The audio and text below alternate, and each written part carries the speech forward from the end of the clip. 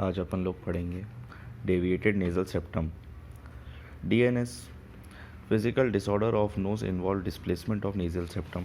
Nasal septum septa नाम से ही समझ में आ रहा है कि नोज़ को डिवाइड करता है। नेज़ल सेप्टम ये यूजुअली लाई करता है in the centre of the nose and due to which nasal cavities are symmetrical. Any deviation cause obstruction to nasal passage. Unilateral ज़्यादातर एक तरफ होता है, कभी कभी बाइलेटरल भी होता है। About 80% of people have nasal septum but they don't know it. ज़्यादातर लोगों को होता है पर जब तक कि वो ज़्यादा परेशानी नहीं क्रिएट करता जब तक इसको अपन नहीं मानते। कॉजेज़ क्या होते हैं नेज़ल सेप्टम के, डायग्नोसिस नहीं होता जब तक ज़्यादा परेशानी नहीं। कॉजेज़ इटियोलॉजी क्या है, ज़्यादातर ट्रॉमा मोस्ट कॉमन रेसलर्स वगैरह को अपन देखते हैं कि ना उनको हो जाता है, या आरटी रोड एक्सीडेंट्स वगैरह हो गए। बर्थ ट्रॉमा सबसे मेजर कॉज जो है बर्थ ट्रॉमा है।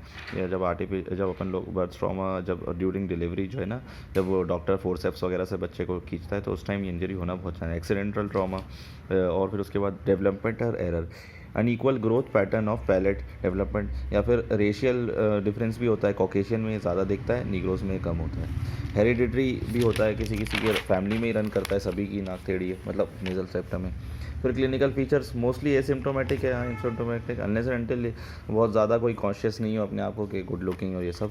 बाकी तो बहुत ज़्यादा लोगों को पता ही नहीं चलता। नेज़ल ऑब्स्ट्रक्शन सबसे कॉमन के एक तरफ ज़्यादा, मतलब एक तरफ से सांस नहीं लेते बन रही, एक तरफ से रेस्प नहीं पा रहे। किसी को ब्लीडिंग होती है इसकी वजह से, जो है ना इसके टाइप्स आएंगे आगे, उसमें ये स्पर टाइप्स होता है तो इसके अंदर एपिस्टैक्सिस होता है। एपिस्टैक्सिस वही ब्लीडिंग को एपिस्टैक्सिस बोलते हैं। Recurrent sinus infection, maxillary sinusitis या sphenoiditis which cause nasal discharge and pain, है ना। इसकी वजह से क्या होता है, जब एक तरफ जब एयर फ्लो कम होता है तो वहाँ पर है ना म्यूकस इकट्ठा होने लगेगा। म्यूकस इकट्ठा होगा तो जाहिर सी बात है कि वहाँ पर बैक्टीरिया वगैरह जो है वहाँ रुकेंगे, वायरस वहाँ रुकेंगे, तो वहाँ इन्फेक्शन होगा। और तो इन्फेक्शन होगा तो वहाँ पर म्यूकस होगा, इन्फ्लामेशन होगा, उसकी वजह से पेशेंट को पेन भी होगा। हेडेक बहुत कॉमन है, पेन। फिर उसके बाद recurrent attack of tonsillitis. Middle ear infection भी हो जाता है ना, ज़्यादा देर तक रहेगा तो वहाँ भी पहुँचेगा। कॉस्मेटिक डिफॉर्मिटी सबसे मेन, जिसकी वजह से आजकल जो है नेज़ल सर्जरीज बहुत बढ़ गई हैं। Compensatory hypertrophy of inferior turbinate in the contralateral nasal cavity, ये होता है इसके अंदर। देखिए सी शेप्ड वाले के अंदर देखिए 5 टाइप्स होते हैं इसके। एंटीरियर डेविएशन एक तो सबसे एंटीरियर डेविएशन, फिर एक होता है सी शेप्ड, है ना। देखिए एक तरफ ऐसे यूँ हो गया तो क्या हुआ कि इस तरफ के जो टर्बिनेट थे, जो टर्बिनेट था ना, वो टर्बिनेट यहाँ छोटा हुआ तो और यहाँ पर ये देखिए इंफीरियर टर्बिनेट ये वाला छोटा हो गया, तो कंपनसेटरी में यहाँ पर ये बड़ा वाला हो गया, इसमें हाइपरट्रॉफी हो गई। तो ये इस लाइन का मतलब ये है ना। फिर एस शेप के अंदर अपन देखें बायलेटरल ऑब्स्ट्रक्शन हो रहा है, क्यों यहाँ पर भी ऊपर यहाँ से यहाँ के टर्बिनेट ब्लॉक कर दिए, यहाँ का टर्बिनेट ब्लॉक कर दिया, इसकी वजह से दोनों तरफ ऑब्स्ट्रक्शन होता है। ये स्पर एपिस्टैक्सिस, ये ना देखिए ऐसा पॉइंटेड एकदम बहुत ज़्यादा डेविएट हो गया यहाँ पर, ठीक है।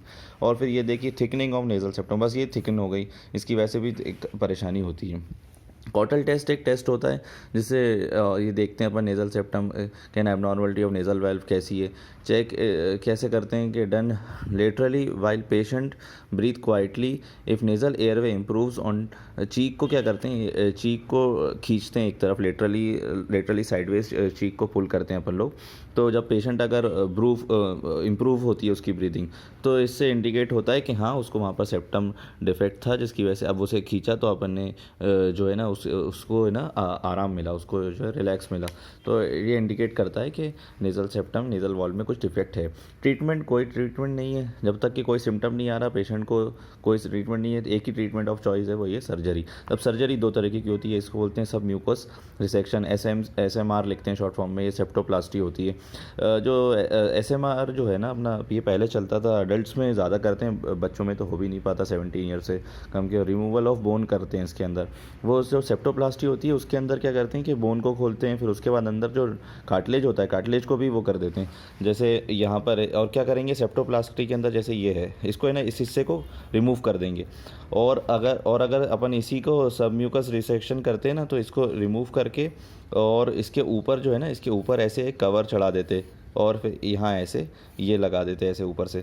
पर सेप्टोप्लास्टी क्या होता है, सेप्टोप्लास्टी में उसको काट के फिर उसके बाद उसको सीधा करके बोन को, और फिर अंदर ही एक प्लास्टिक वो लगा देते हैं। तो उससे क्या होता है, वो दिखने में भी अच्छा रहता है। और सेप्टोप्लास्टी क्या बाद में अगर फिर से कभी इन्फेक्शन की वजह से या किसी की वजह से वो हो गया तो कर सकते हैं। पर सबम्यूकस रिसेक्शन क्या, एक बार कर दिया तो कर दिया, उसको बार बार नहीं कर सकते। इन दोनों के बीच के डिफरेंस हैं, बहुत आसान है, एक बार चाहें तो और इंटरनेट पर देख सकते हैं। बाकी ज़्यादा डिफरेंस इसमें पूछे नहीं जाते। फिर इंडिकेशन क्या है, वही रिकनेक्ट के इंडिकेशन रीज़न कब करना है सर्जरी, वही कि जब ज़्यादा कोई अपने कॉन्शियस है कॉस्मेटिक्स को लेके, या रिकरेंट इन्फेक्शन, साइनसाइटिस है, हेडेक बहुत ज़्यादा परसिस्टेंस रह रहा है, सांस लेने में प्रॉब्लम हो रही, नेज़ल ऑब्स्ट्रक्शन, रिकरेंट हेडेक, जब इसको करना है।